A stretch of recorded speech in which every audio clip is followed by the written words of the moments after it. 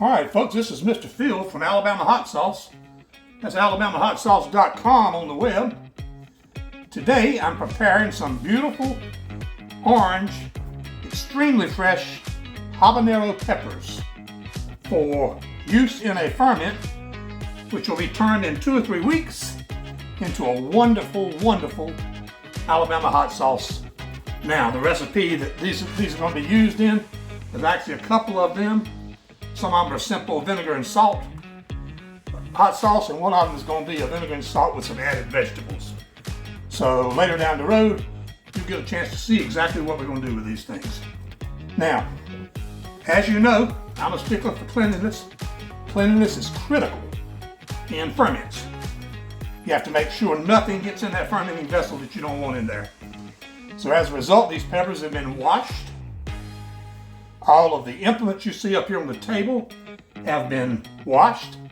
They've then been sanitized with contact star sand just before I turn this video recorder on. So we think we're going to have a very, very clean ferment. And to make sure we do, this is going to be a vacuum ferment. If you've seen my other videos, you know I'm particularly partial to that. As I'm removing the stems from these peppers, I'm squeezing each one and giving it a look to make sure I don't see anything I don't like about exterior skin.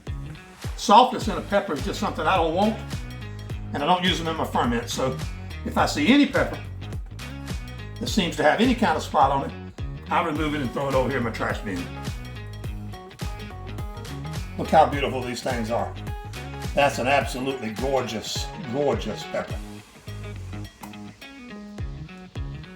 Now, here's an example of a pepper that got bruised.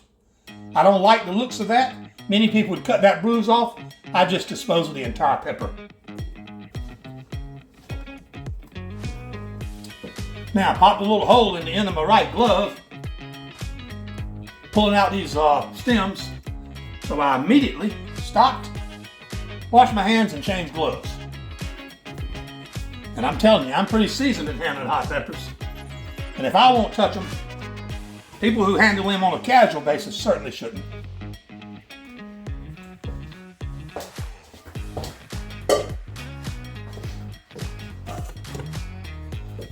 Now, out of 4 pounds of pepper, I rejected about 6 or 8. That's actually not bad at all. And what that leaves us with is roughly 4 pounds of just absolutely beautiful orange habanero peppers. Now we're going to get everything set up to create our mash and put them in our fermentation jars.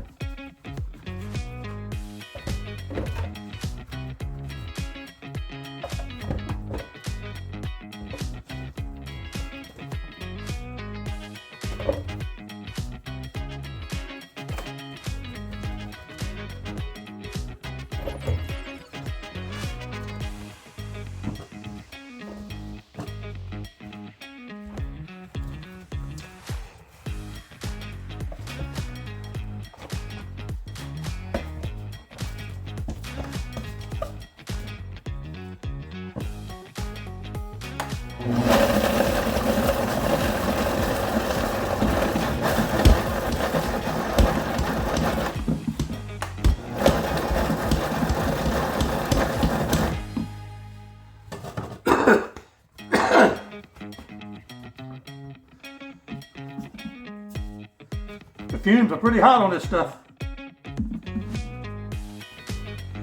You can't see it, but I'm wearing a face mask. I'm wearing an N95 because I don't really want to breathe this stuff.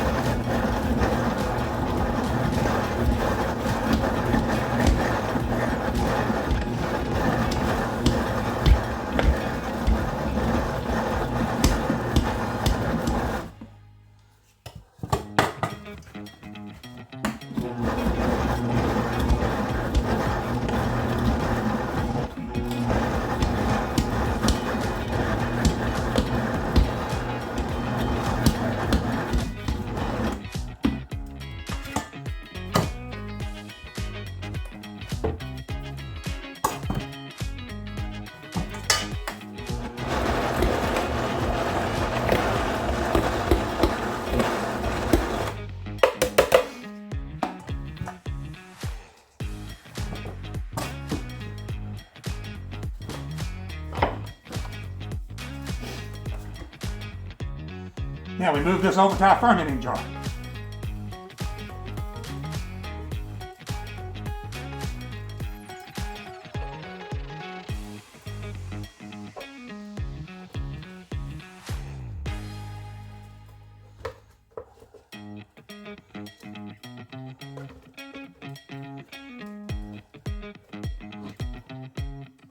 Look at that beautiful mash.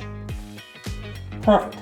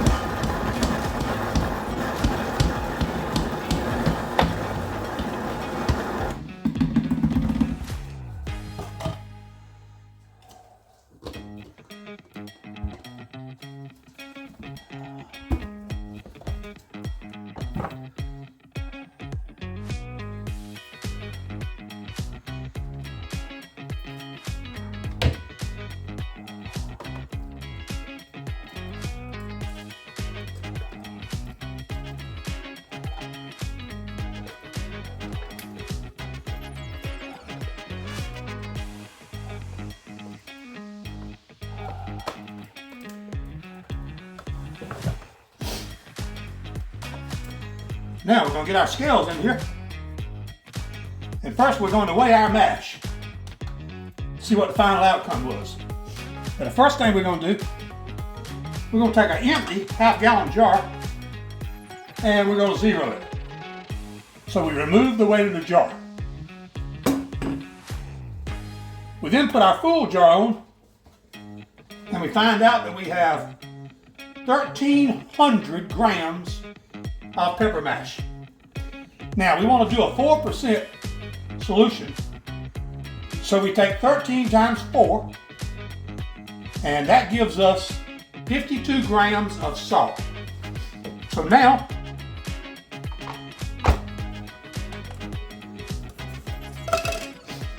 I'm going to put a little cup over here, zero it, and I'm going to weigh out 52 grams of, I'm using today just pickling and canning salt. What this is just pure salt, has no additives in it, and it's perfect for the application we're using here.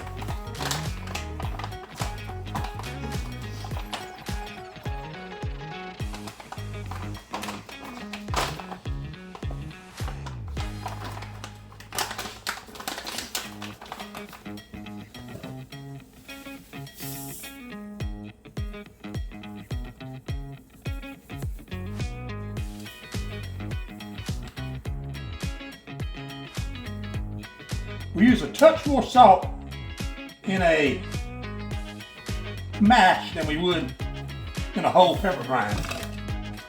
All right, there we go. So we just pour in and mix this salt in. Now what's going to happen, it's only going to take about a day, is the salt is going to immediately start extracting liquid from this pepper mash. When it extracts that liquid, the pepper mash is going to float up, and I expect tomorrow or the day after tomorrow, we'll see a little layer of the water that comes out of the pickles by the peppers, which will basically be hot pepper juice. And that means that the fermenting's begun, the peppers are starting to give up their water to the salt, and everything's working like it should. There we go. Now we have our, see a few pepper leaves in there. Now we have our salt mixture in. We're ready to put our one-way vented cap.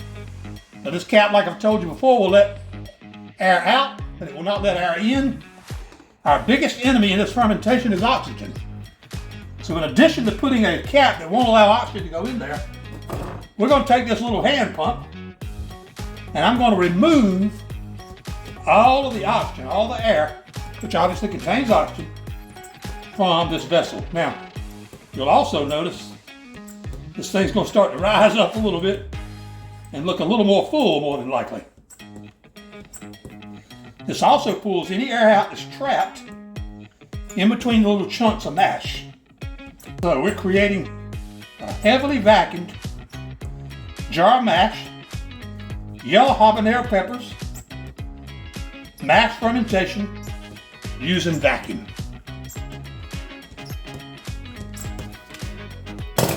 There we have it.